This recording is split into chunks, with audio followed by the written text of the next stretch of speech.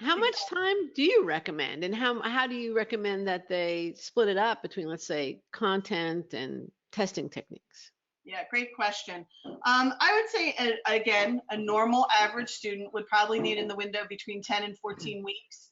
That is dedicated prep. That's not dropping in and dropping out whenever it feels good. I mean, that's pretty much 5 to 6 days a week, roughly, depending again on the student, I'd say averaging about 3 or 4 hours. I don't believe, and exam crackers, I don't think it's all like, I'm only going to be doing content and then, 8 weeks in, suddenly or 10 weeks in, then I've got 4 weeks until my MCAT. I'm going to just do nothing but practice exams. You have to integrate that throughout the entire process. We start our students out with a diagnostic, so they know. In our program, they usually, and I always tell them, do not let this define you. Your first score is not going to be good. I mean, it's probably going to be in the high 400 range, and that's okay. But Sure. you need to know, I need to know how that test feels, how the language of the test, how it's worded, your endurance. When do you have a meltdown? When do you start to just completely freak out and have a brain freeze? So that's kind of what's going on. And then, typically I'll have my students do roughly about 2 to 4 chapters a week of their reading. I have a formula that I have students follow as far as their reading, for them to be able to retain it. That's combined with taking, kind of what I call mini or 30-minute practice exams, reviewing them, okay, and completely understanding what they got wrong. Typically, every other weekend, I have students doing a full length practice exam. There's no way to avoid it.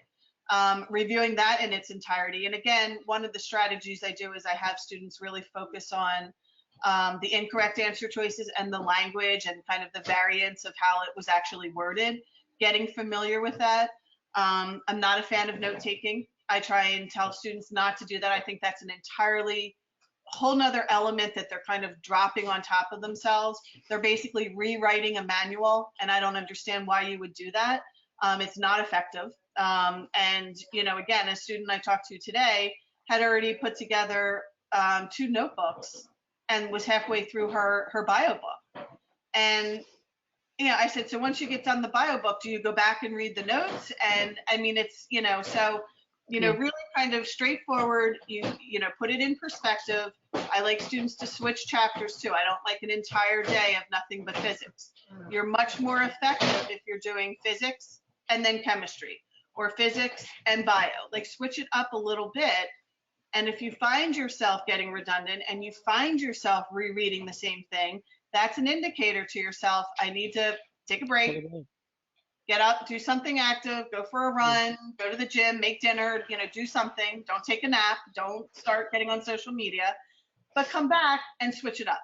Come back and let's work on cars. Physics is still going to be there tomorrow. It's not going anywhere. But keep track of it, and know that you have to, oh, today I need to bring in physics. My brain wasn't accepting it yesterday. And I use the example, I'm sure you've done it, where you're reading a book for pleasure, sitting on the beach or at the pool or whatever, curled up in your favorite chair. And sometimes you're just not, you love to read, but it's just, I have too much going on in my Yeah. head. I'm thinking about a million different things. Next thing you know, you're 2 chapters in and you're like, I love this author and I have no idea what I've just read. So it's kind of the same thing that I use with my students. Sometimes we have mental blocks. Don't try and push through it. You're just wasting your time. Instead, switch gears, take a break, switch it up. So. Sounds like a great advice. Okay.